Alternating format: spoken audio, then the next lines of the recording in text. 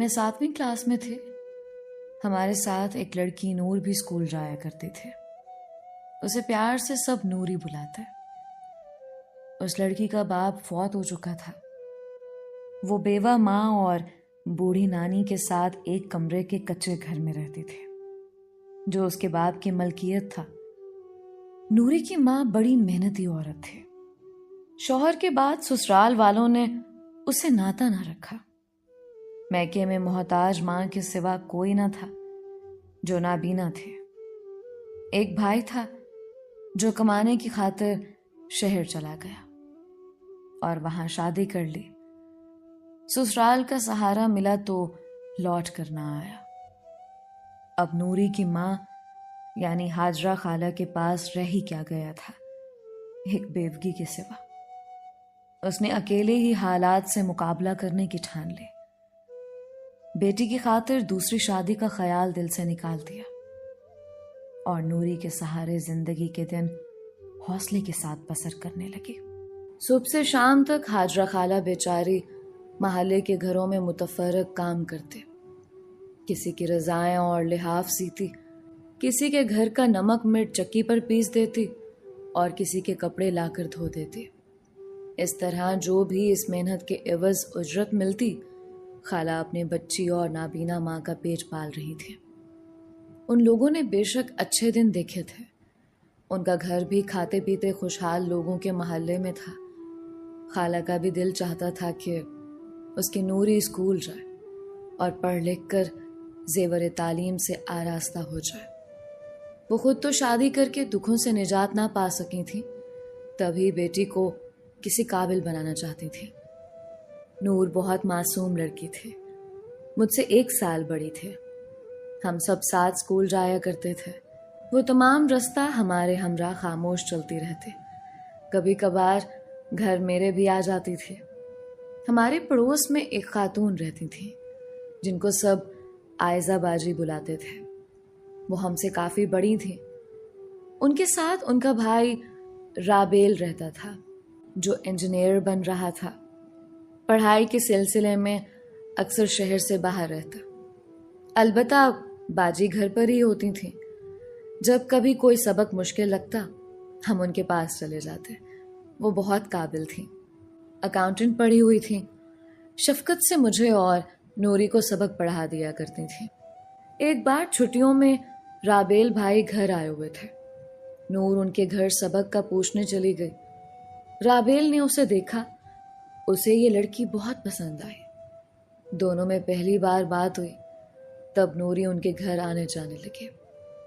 عائزہ باجی اور ان کی والدہ بھی اس کو پیار کرنے لگی. وہ جاتی تو اس کی آؤ بھگت کرتی. اس بات سے نوری کی ماں بالکل بے خبر تھے. وہ یہی سمجھتی تھی کہ نور ہمارے گھر پر ہے. رابیل صاحب انجینئر بن گئے تو ان کو کراچی میں ملازمت مل گئی. ماں سے کہا سامان باندھو، ہم کراچی چل کر رہیں گے.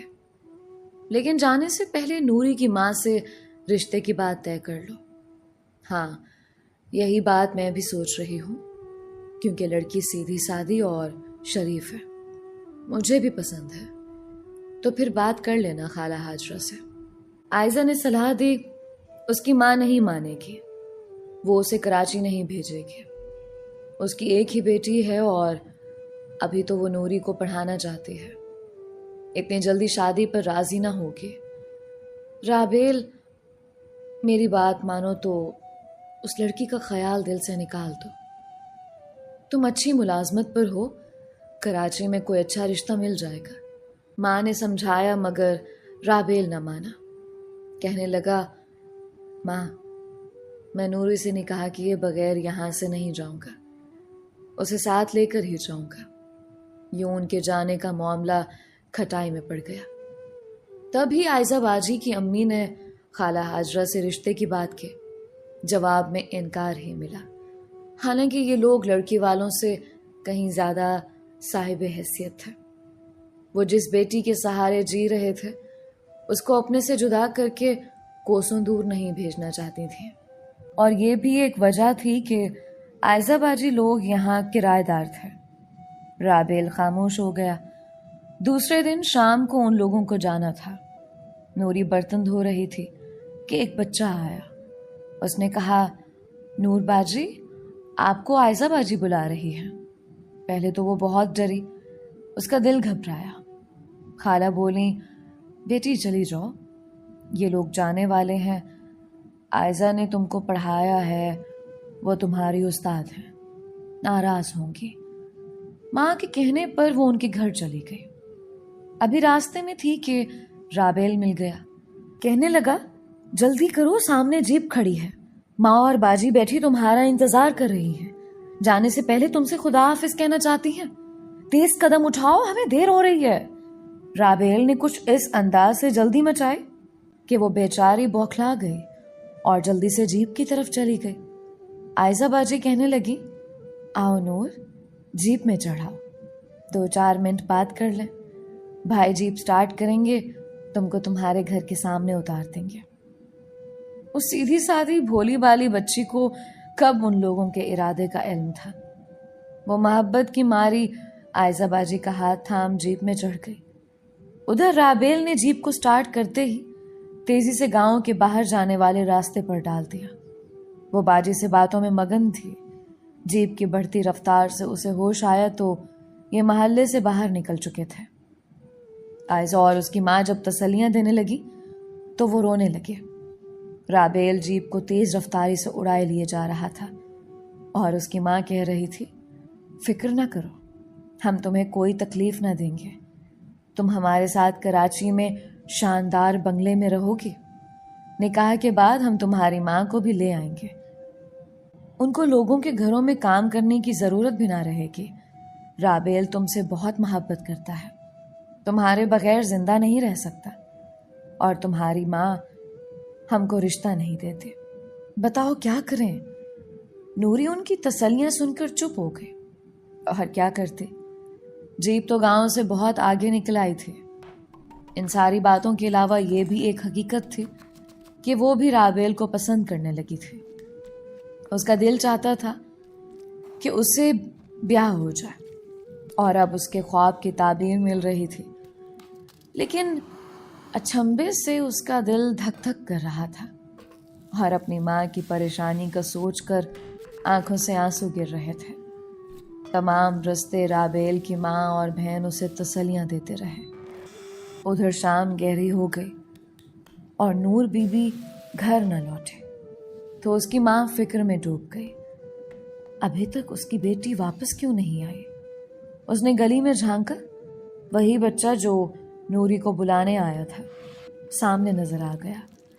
خالہ نے اس کو آواز دی اور نوری کے بارے میں پوچھا. لڑکے نے کہا, خالہ, وہ تو ان لوگوں کی جیپ میں سوار ہو کر عائزہ باجی اور ان کی امی کے ساتھ چلی گئی ہے. جیپ کون چلا رہا تھا؟ نوری کی ماں نے پریشان ہو کر سوال کیا. رابیل بھائی چلا رہے تھے. یہ سنتے ہی اس کے پیروں تلے سے زمین نکل گئی.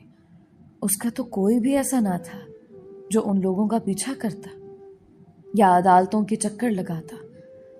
روتی سر پیٹتی گھر آ گئی.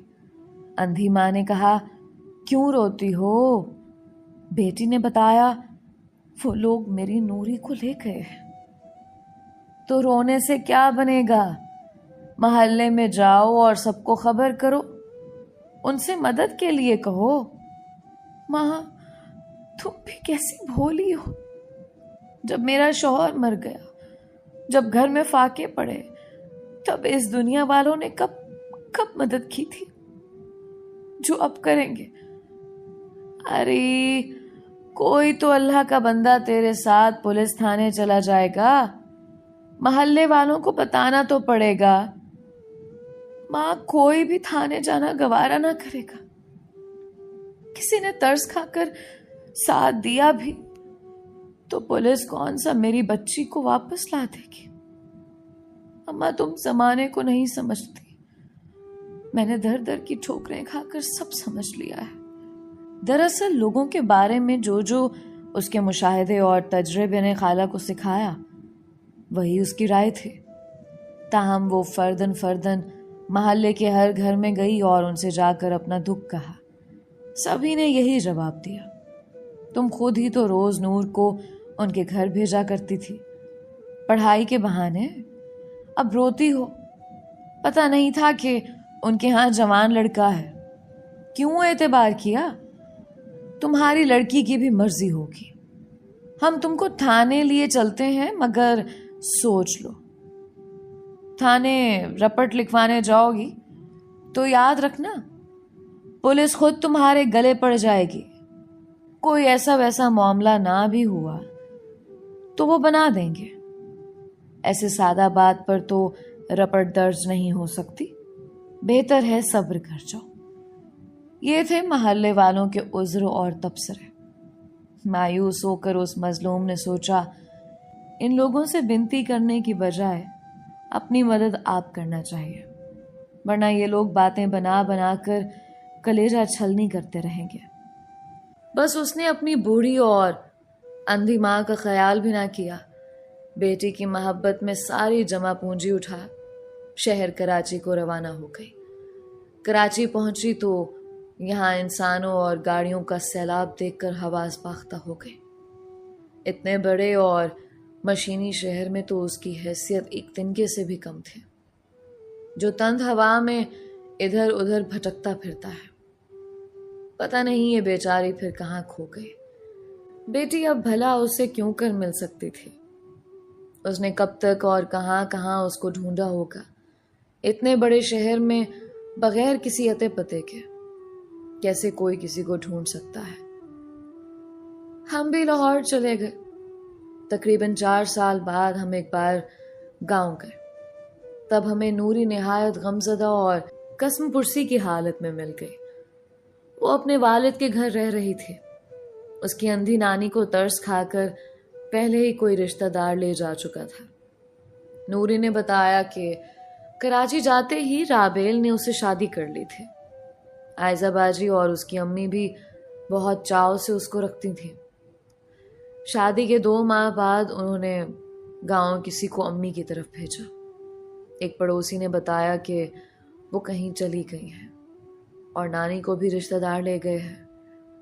उन्होंने ही मुझे ताला खोल कर दिया और मैं अपने मरहूम बाप के बनाए हुए घर की छत तले आकर मां का इंतज़ार करने लगी। कराची में बेशक शानदार घर था, गाड़ी भी थी, मगर 2 साल बाद राबेल का जी मुझसे उकता गया। उसने नजरें बदल ली तो उनकी माँ और बहन का रवैया भी बदल गया। उस वक्त तक मैं एक बच्चे की माँ बन चुकी थी। बच्ची को खसरा निकली और अल्लाह ने ये खुशी भी वापस ले ली।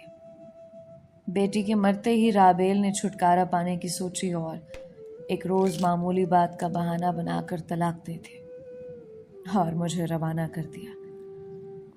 उसकी ये दर्द भरी दास्तान सुनकर मुझे भी रोना आ गया, लेकिन क्या कर सकती थी? हम भला कहाँ राबेल से उलझने जाते। नूरी की तो किस्मत में यही लिखा था कि बेटी भी मर गई और माँ भी उसे ना मिली। इधर वो माँ को याद करके रोती जो उसे शहर ढूंढने गई थी और हमेशा के लिए खो गई। फिर बेटी को याद करके तड़पती जो उसके पास होती तो जीने का कोई आसरा तो होता। खुदा करे दुनिया में कोई औरत बेसहारा ना हो। इस धचके के बाद नूर बीबी ने दोबारा शादी न की। जैसे उसकी माँ मोहल्ले वालों के घरों में मेहनत करके जिंदगी के रथ को खींचा करती, उसने भी बकिया उम्र इस तरह मेहनत मुशक्कत करके जिंदगी गुजारती। और वो जो उसे जीप में धोखे से चढ़ा कर ले गए थे, फिर कभी वापस ना आए। दोस्तों, ये थी एक मासूम लड़की नूर की कहानी। उम्मीद करती हूँ कि इस कहानी से बहुत सी लड़कियों ने बहुत कुछ सीखा होगा। अपनी राय का इजहार कमेंट्स में ज़रूर किया करें। आप मेरी कहानियाँ कहाँ कहाँ से सुनते हैं, अपना और अपने शहर का नाम ज़रूर बताया करें। आज का स्पेशल थैंक्स मिस दानिया का, जो कि यूके से बिलोंग करती हैं, और मोहम्मद सलमान का, जो कि गुजरांवाला पाकिस्तान से बिलोंग करते हैं। कहानी को अपने प्यारों तक लाजमी शेयर किया करें, क्योंकि कोई पता नहीं कि कौन सी कहानी सुनकर किसी का भला हो जाए। मिलते हैं एक नई कहानी के साथ।